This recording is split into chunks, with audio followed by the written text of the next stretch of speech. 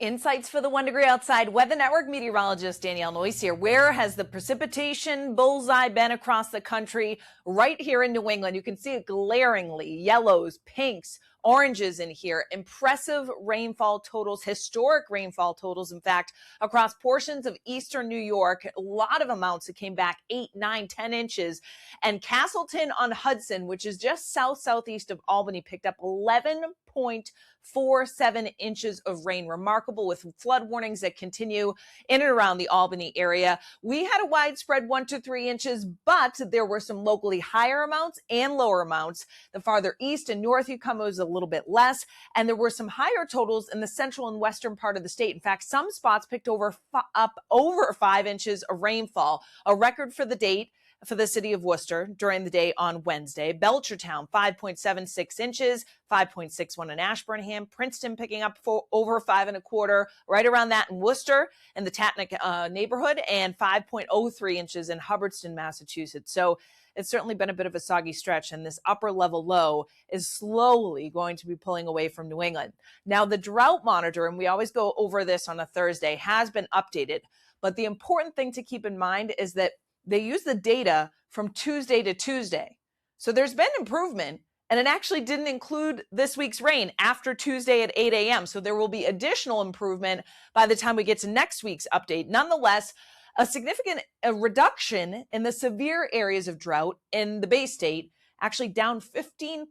So there's still a couple little areas here north and west of Boston in severe drought, and also either side of the Cape Cod Canal back down to the Vineyard in Nantucket. Just a very small area, 2% of New Hampshire is still in severe drought. There are still plenty of areas in moderate drought across the Northeast, but the bottom line is we are making progress and improvement. Now, where do we go from here? There will still be a few showers around on Friday, but the sunshine comes back out. It'll be varying amounts of sun and clouds during the day. Temperatures starting in the 60s. And then notice what happens by the time we get to late morning and the afternoon. We're going to bubble up some clouds and a few showers coming out of northern New England during the course of mid to late morning. By lunchtime, there's a few isolated showers and downpours. A thunderstorm can't be ruled out tomorrow. We're not anticipating severe weather, but at any thunderstorms, we know at this point in the summer, right? Downpours, lightning, you want to seek shelter indoors if you can hear thunder out there when thunder roars go indoors. And there will be a few storms that are around mid to late afternoon. Notice they're very spotty, kind of hit or miss or nature. Temperatures 70s to lower 80s. It is still humid for our Friday. And then a cluster of storms in southern New England likely tapers off by the time we get to 8 to 10 p.m. There may be just a few that are left around. Otherwise, our Saturday starts quiet with sun and clouds, temperatures rising through the 70s into the 80s, and Saturday's risk of a shower is lower than Friday's. That said, there will still be a couple around. Notice a stray shower or two pops far northern New England, Champlain Valley into northwest Maine, and 1 or 2 in southern New England as well. So bottom line there is that Saturday is a fine day to keep outdoor plans. It's just a brief shower may be possible, but many of us will end up being dry on Saturday. Sunday's a bit of a different story. What we have going on here is this next disturbance coming in. There's going to be a cold front in eastern Canada that kind of slows down and stalls out. So I think Sunday morning is dry, but then by the afternoon and evening, we get these pockets of rain that come out of western and upstate New York and will fill in across northern New England. Out ahead of it, I can't rule out a stray shower. But again, the farther south and east you go on Sunday, I do think we may be able to sneak in another dry day. Northwestern New England, bit of a different story. And then Monday, different story as well, as this front just kind of slowly sags south. So Monday morning into the afternoon, pockets of rain fill in. There may be some embedded downpours. It should shift to our south on Tuesday, but there's a developing low that will come off the mid-Atlantic and the Carolina coastline. So admittedly, we will have to watch timing of this because it looks like this front tries to wobble back north, and that may mean a return of some moisture later on Tuesday. So we'll keep you posted on that in the days to come. High pressure is going to be kind of battling back across eastern Canada. All right, high temperatures for our Friday, 70s to lower 80s, near seasonable for this time of the year. The wind is going to be shifting around out of the southwest, and then will kick in as a light sea breeze. Friday night, 50s to lower 60s, mid 60s from Boston back down to the Cape. Big weekend, of course, Pan Mass Challenge, riders, spectators, volunteers. We've certainly had much hotter PMCs It will be humid both days for any of the routes you're doing.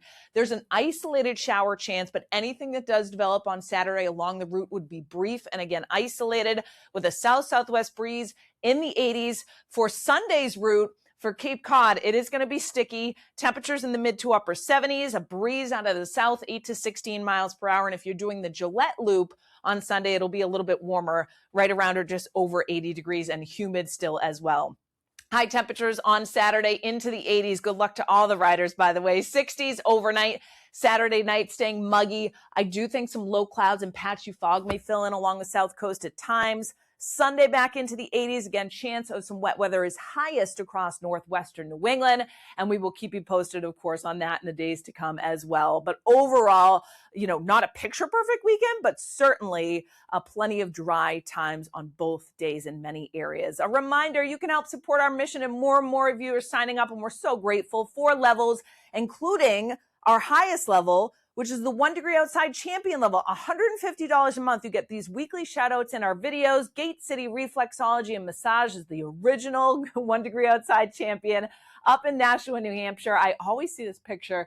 I think I want a little foot rub here, a massage. Whole body wellness, rooted in care, gatecitymassage.com, HWTrailerRental.com, based right out of Plastow, New Hampshire, and servicing the Merrimack Valley and beyond. They've got dump trailers and closed trailers. It's so easy. They drop it off, you do your thing, they pick it right back up. Go to HWTrailerRental.com for details. SawyerInfrared.com. Dave Sawyer servicing all of New England with infrared inspection services, optical gas imaging, acoustic imaging, and a shout out to O'Brien's Garden Center in Danvers, Massachusetts. They cannot wait to see us for a bunch of fall fun coming up in September.